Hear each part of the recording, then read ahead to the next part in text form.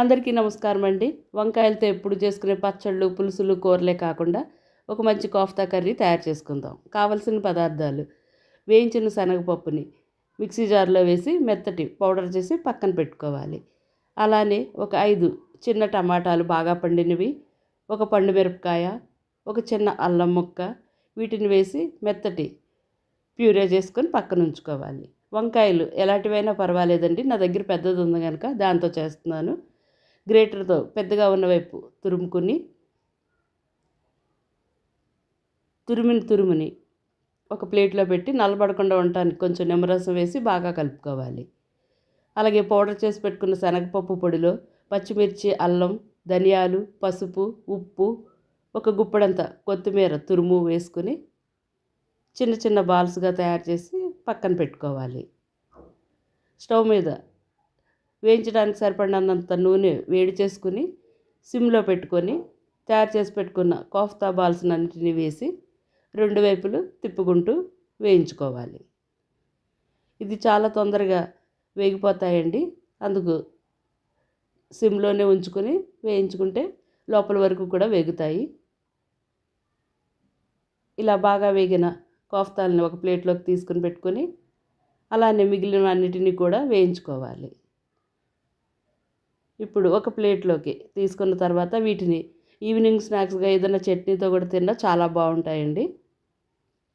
ఇప్పుడు పాన్లో కొంచెం నూనె వేసుకున్న తర్వాత ఒక స్పూన్ జీలకర్ర వేసి కొద్దిసేపు వేయించి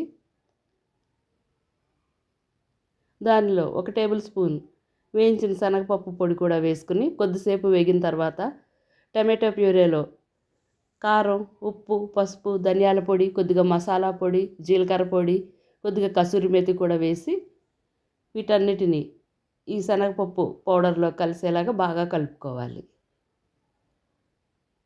ఇలా బాగా కలిసింది కొద్దిసేపు వేగిన తర్వాత పచ్చి బఠానీలు ఒక పావు కప్పు వేసుకుని ఉడికే వరకు దాన్ని కూడా కొద్దిసేపు కలిపి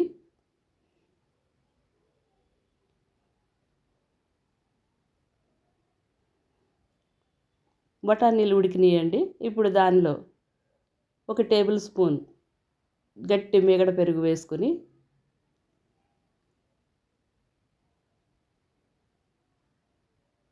దాన్ని బాగా కలిసేలాగా కలుపుకోవాలి.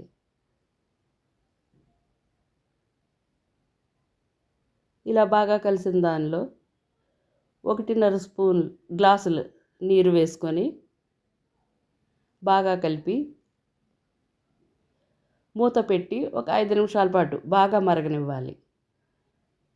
5 నిమిషాల తర్వాత బాగా మరిగిన నీటిలో తయారు చేసి పెట్టుకున్న కోఫ్తాలన్నిటినీ వేసుకుని